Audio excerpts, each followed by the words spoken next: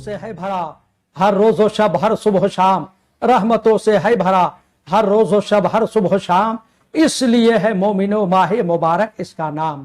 Vital news 24 پر ماہ رمضان کی خاص پیشکش رمضان المبارک نیکیوں کا موسم بہار کو پیش کیا ہے لچھا سوئیوں کا ایک انوکھا سینٹر مجہر سویٹس نے۔ کمیونٹی میں موجود مجہر سویٹس سے ہول سیل اور ریٹیل پرائس پر مخصوص ڈسکاؤنٹ کے ساتھ لچھا سوئیوں کی خریداری کر کے اپنے چاہنے والوں تک عید کی خوشیوں کو پہنچا سکتے ہیں۔ ونصلی ونسلم علی رسولہ الکریم، اما بعد، اعوذ باللہ من الشیطان الرجیم، بسم اللہ الرحمن الرحیم۔ یا ایہا الذین آمنوا کتب علیکم الصیام کما کتب علی الذین من قبلکم لعلکم تتقون۔ یہ مہینہ مبارک بے پناہ برکتوں کا حامل مہینہ ہے، رحمتوں کا، برکتوں کا حامل ہے یہ مہینہ۔ اس مہینہ مبارک میں پورے رمضان کے مہینے کو اللہ نے ہم امت محمدی پہ فرض قرار دیا ہے، اور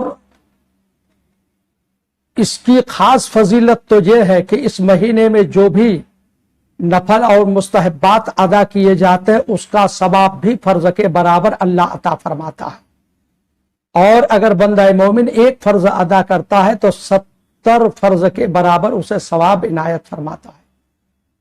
عشرہ مبارک یہ عشرہ دوم ہے، یہ دوسرا عشرہ ہے۔ اس مہینے کے بارے میں اللہ کے نبی نے ارشاد فرمایا ہے کہ اوسطہ مغفرۃ، یہ مغفرت کا عشرہ ہے۔ اللہ رب العزت اپنے بندوں کو جب رحمت والے مہینے سے گزار کر کے رحمت کے پانی سے اسے صاف و شفاف فرما دیتا ہے تو دوسرے عشرے میں قدم رکھتا ہے تو اللہ تعالیٰ اسے مغفرت کا درجہ عطا کر دیتا ہے، اور اللہ رب العزت اس بندہ مومن کے تمام گناہوں کو معاف فرما دیتا ہے۔ اللہ کے محبوب صلی اللہ علیہ وسلم نے پورے مہینے کی بے پناہ فضیلت بیان فرمائی ہے۔ آقا کائنات نے اس مہینے کی فضیلت کے بارے میں ارشاد فرمایا ہے کہ اس مہینے میں جو بندہ روزہ رکھے گا اللہ تعالیٰ اس کو اپنا قرب عطا فرمائے گا، اور دن بھر بھوکے رہنے کی وجہ سے روزہ داروں کے منہ سے جو بو آتی ہے اللہ کے نزدیک وہ بو مشک سے بھی زیادہ پسندیدہ ہے۔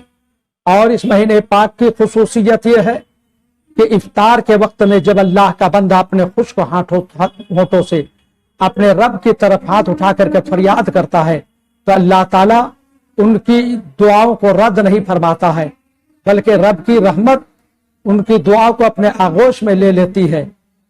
چاہے وہ بندہ جس طرح کا گناہگار ہو، جتنا بڑا گناہگار ہو، جتنا بڑا خطا کار ہو، جب دل سے اپنے رب کی بارگاہ میں توبہ کرتا ہے، رب کی طرف رجوع کرتا ہے تو اللہ تعالیٰ اس کے گناہوں کو معاف فرماتے ہوئے فرماتا ہے بندہ آ تو میرے قریب آ، اس لیے کہ تو مجھے خالق مانتا ہے، تو مجھے معبود حقیقی مانتا ہے، میرے سوا تیرا کوئی دوسرا خدا نہیں ہو سکتا ہے، جا تو اشک ندامت لے کر کے جب میری بارگاہ میں آیا ہے تو ہم تیرے گناہوں کو معاف کر دیتے ہیں۔ اور مصطفیٰ جان رحمت نے ارشاد فرمایا ہے کہ گناہ چاہے وہ سمندر کے جھاگ کے برابر کیوں نہ ہو، اللہ کے رحمت سے وہ بعید نہیں کہ اللہ معاف فرمائے۔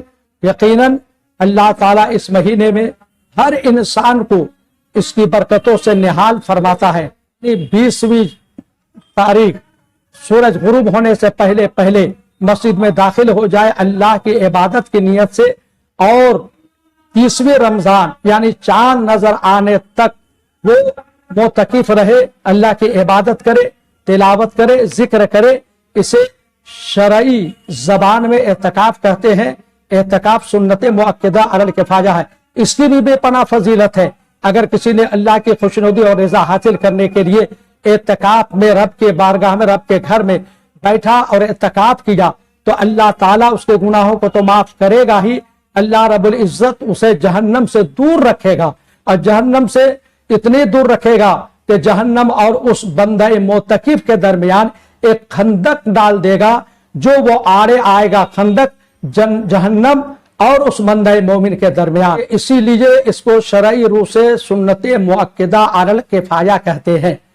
इसलिए कि एक आदमी भी अगर एतकाफ में न बैठे तो पूरे मोहल्ला पूरी बस्ती के लोग गुनहगार होंगे, और किसी एक ने भी ये सुन्नत अदा कर लिया तो सब के सब बरी जिम्मा हो जाते हैं।